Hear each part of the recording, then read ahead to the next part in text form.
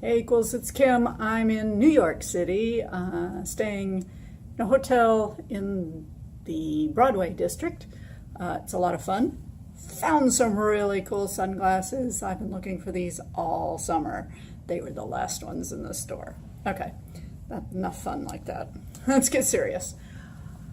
So what I wanted to talk about today was a continuation of the conversation we were having last week about LGBT youth homelessness. So we're talking about kids 10, I've heard as early, maybe more likely 13, up through about 24. They consider that age frame between like 18 and 24 to be transitional. Often they're youth who are aging out of the foster care system and they don't have any other support, and therefore they end up homeless or bed hopping, couch hopping, or trading sex for a bed, that kind of thing. So sometimes they don't get counted in the homelessness because they actually have a couch to sleep on at night, but they are still homeless. So anyway, what we talked about last week were the 4 I's of oppression. So that was ideology, institutional, intrapersonal, and then internalized. And so let's remind you about what institutional is, and I will link last week's video above. Ideological is the isms, right? We're familiar with sexism and racism, but what we want to talk about today a little bit more, cisgenderism and heterosexism. And anytime you have an ism is in its essence the idea that one way of being is better than another way of being.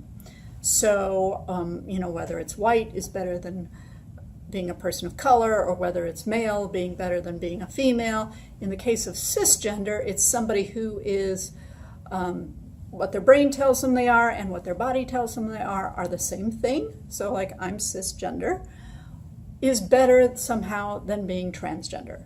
And heterosexism is the idea that being heterosexual is better than being homosexual.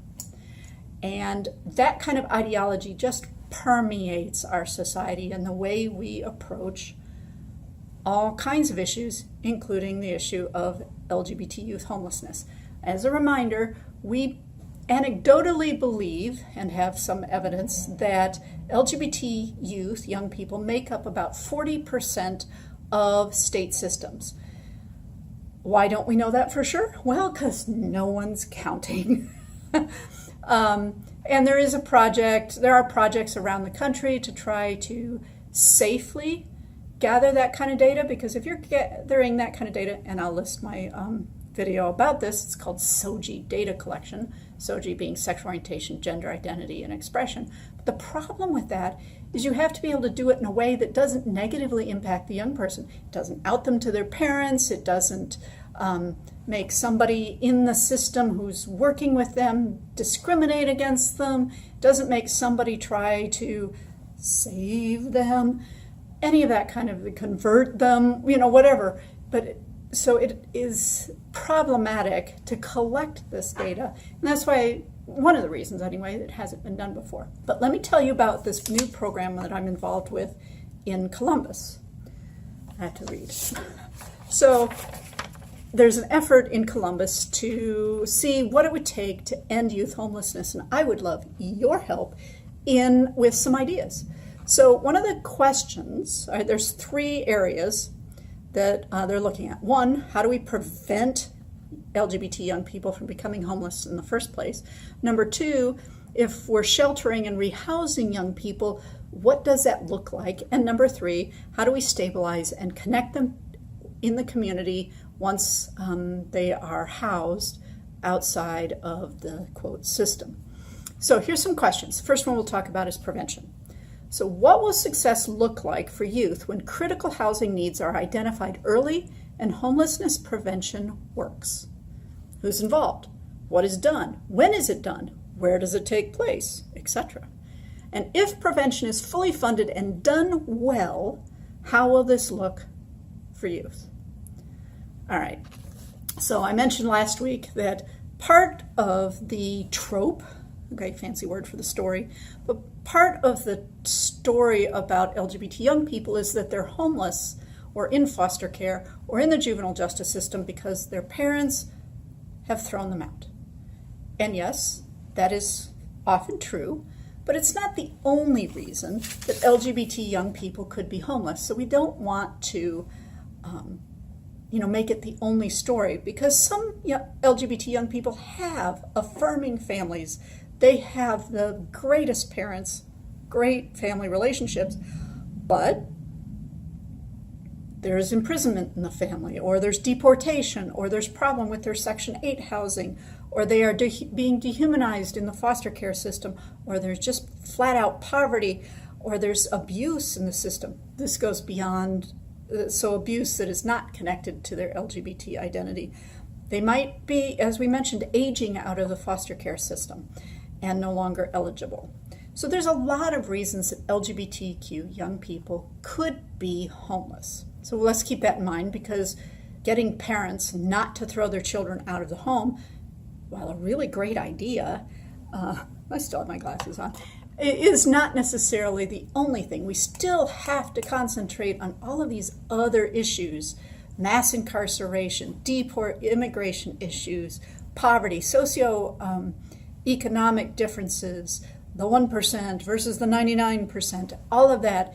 All of those kinds of issues are also issues for LGBTQ young people.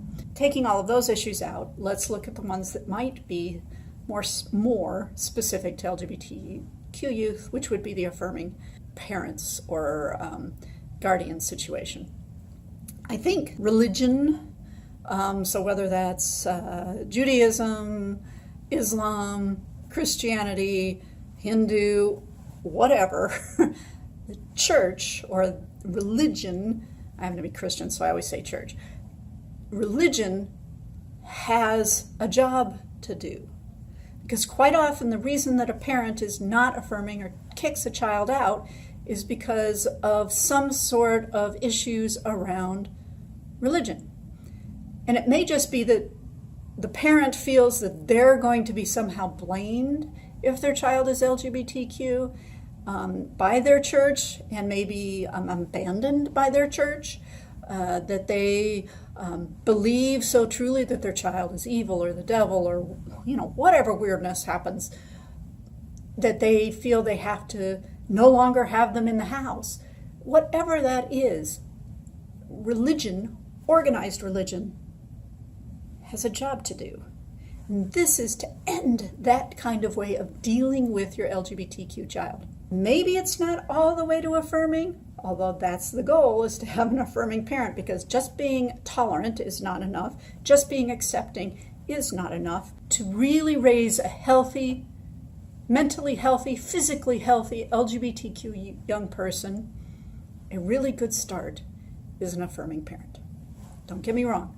There's a lot of really physically, mentally, emotionally healthy LGBTQ adults who've had the worst upbringing and the worst parents or guardians or whatever around their LGBT identity, and they're still okay. But it would go a long way. Okay, second question. Okay, again, in the comments, you can help me answer these questions.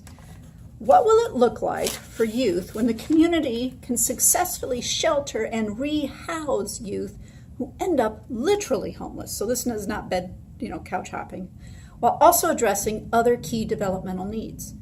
Who, what, when, where, etc. And if efforts to shelter and rehouse are fully funded and done well, how will this look for youth? Would love to hear your ideas down below.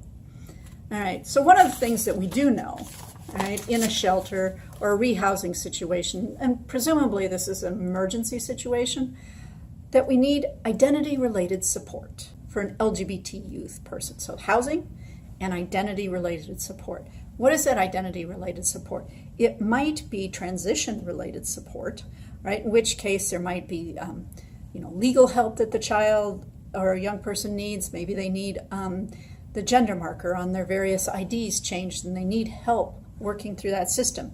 Might be that they need personal care products.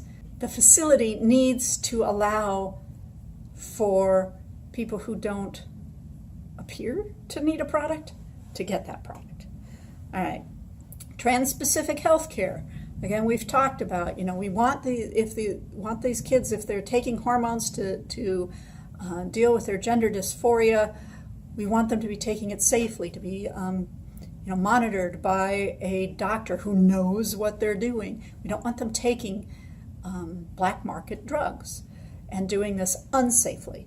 And there's a whole host of other healthcare things, and I'm not transgender and I'm not an expert here. We talked about their hormones and emotional support.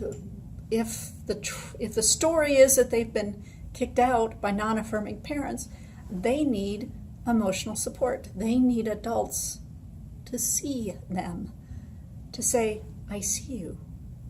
And I'm going to use the pronoun that is yours. He, she, they, whatever pronoun is being used, the one that you tell me is yours is the one I will use. And if I make a mistake, I'm going to correct it and move on, because I'm not perfect and neither are you. And it's okay to make a mistake. Just correct yourself and move on. And if that young person wants to be called something, I'm going to use that name, because we as a society don't care whether Samantha wants to be called Sam, or Samuel wants to be Sam, or Christopher wants to be called Chris, or Christina wants to be called Chris, or even names that aren't quite that androgynous. We don't have a problem when that happens. Why do we have a problem with the names that are being used for trans kids, the ones they want to be called? There's no reason we shouldn't be able to do that. Also, just while we're at it, let's not call them preferred pronouns. The pronouns just are. They're not preferred. It's not like you could use a different one. The pronouns are what the young person says they are. And maybe they change tomorrow, because that's the nature of young people. But who cares? We don't have to be perfect. We can mess it up, we correct it, and we move on. It's not that big a deal. Third question. What will it look like for youth when the community successfully stabilizes and connects youth according to their unique needs following a housing crisis? Who, what, when, where, etc. And if efforts to stabilize and connect are fully funded and done well, how will this look for youth? All right, so when we move them out of emergency shelter and emergency services, what does that look like? Is that, like a shelter for just LGBTQ youth? That would actually be discriminating based on sexual orientation and gender identity. Would it be one that focuses on LGBTQ youth? Would it be just a regular shelter that is LGBTQ youth friendly? I don't know. Tell me what you think in the comments below. All right, a couple other things to think about. What does it all look like from a youth's perspective? Young people out there, I'd love to hear from you. What are the actions that are achievable in a 3-year time frame? And what are the key differences between what we want and what the current state is? And what are the unique or different features, responsiveness, accessibility, etc., of providing for LGBTQ youth? Hey folks, thanks for putting up with me. I'm so happy about my new sunglasses from New York City. Have a good one, equals. Remember, down below, if you like this video, give me a thumbs up, hit the red subscribe button, tap the little bell so you hear every time I do a video. Have a good week. Bye, equals.